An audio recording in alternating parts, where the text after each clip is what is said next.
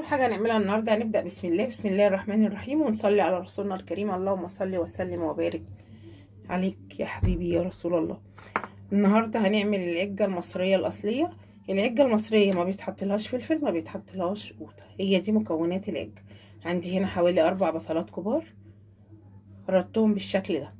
عندي 10 بيضات، تقدري تنقصي البصل وتنقصي البيض لو هتعملي كميه اقل.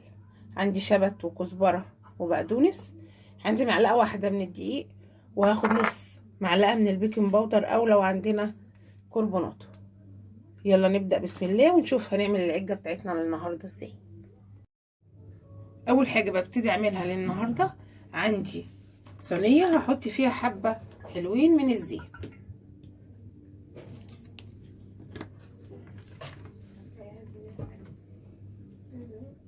بتاعي بيبتدي يسخن، بنزل على طول بالبصل اللي معي.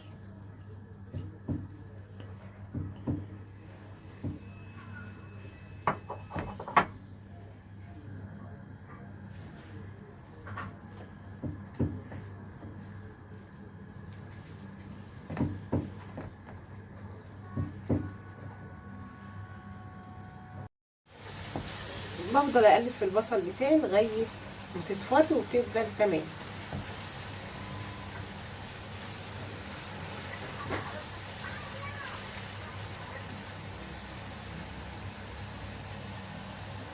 اثناء البصل بتاعي ما هو على النار هاخد البيض احطه في حاجه اكبر، معلقه كبيره من الدقيق عليه حوالي نص معلقه من البيكنج باودر او بيكربونات الصودا اللي هو الكربونات. احط التوابل بتاعتي، عندي طبعا حبه حلوين من الفلفل الاسود عشان زفرت البيض. اساسي فيها شويه من الكزبره الناشفه، حبه من الكمون. هحط الملح بتاعي حسب الرغبه. بمسك البيض مع الدقيق مع البيكنج باودر وكل التوابل اللي انا حطيتها وبقلبهم تقليبه كويسه جدا.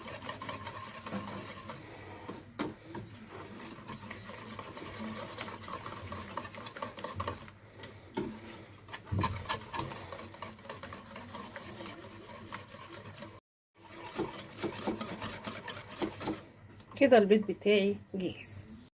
البصل بتاعي بيبل بالشكل ده، وحسيت انه قرب يخش على الصفار.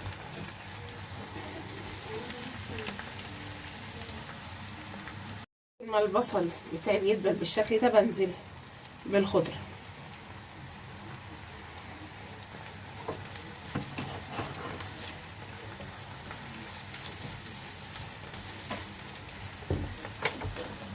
اقلب كويس كده.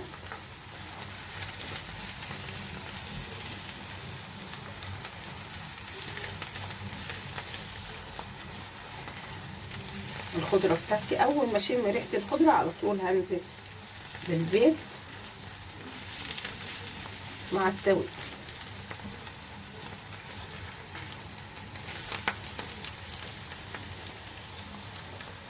ريحه الخضره بتطلع بالشكل ده، بنزل على طول بالبيض اللي حاطين عليه معلقه الدقيق وكل التوابل.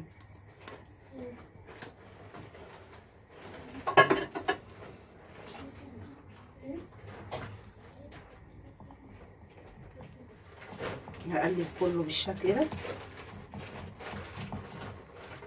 تقليبتين 3 وبطفي عليه، وبكون محضره الصينيه اللي انا هدخلها الفرن. عايزاها عاليه شويه بتدخليها في صينيه اكبر، عايزاها رقيقه هتدخليها في صينيه كبيره. لازم اقلبها تقليبتين كده بحيث ان البيض بدأ يتشرب.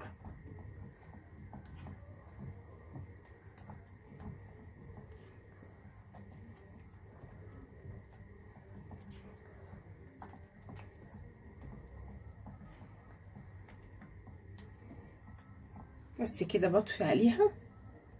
الصينيه اللي انا هعمل فيها زي ما قلت لك، لو انت عايزاها عاليه تقدري تحطيها في صينيه مقاس اصغر، بس احنا مش بنحبها عالية، احنا عايزينها رقيقة. بدهن الصينية بالشكل ده بالفرشة زيت كويس جدا عشان لما اجي اطلعها تبقى سهلة معي.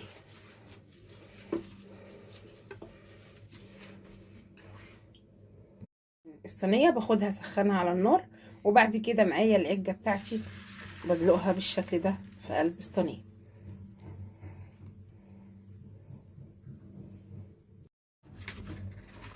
كده بتبقى العجة بتاعتي جاهزة. بكون مسخنة الفرن قبل ما احطها على طول، بكون مسخنة الفرن كويس جدا. دي العجة بتاعتنا الأصلية. العجة الأصلية ما بيتحطلهاش فلفل، ما بيتحطلهاش قوطة. ان شاء الله نشوفها بعد ما تطلع. العجة بتاعتي بختبرها زي الكيك بالظبط، بحط السكينة بتاعتي بتطلع نضيفة يبقى استوت. دي اقطعها، قطعتها تبقى رقيقة بالشكل ده. وبكده يكون الفيديو بتاعنا للنهارده. ارجو ان يكون الفيديو عجبكم. اشوفكم على خير الفيديو الجاي.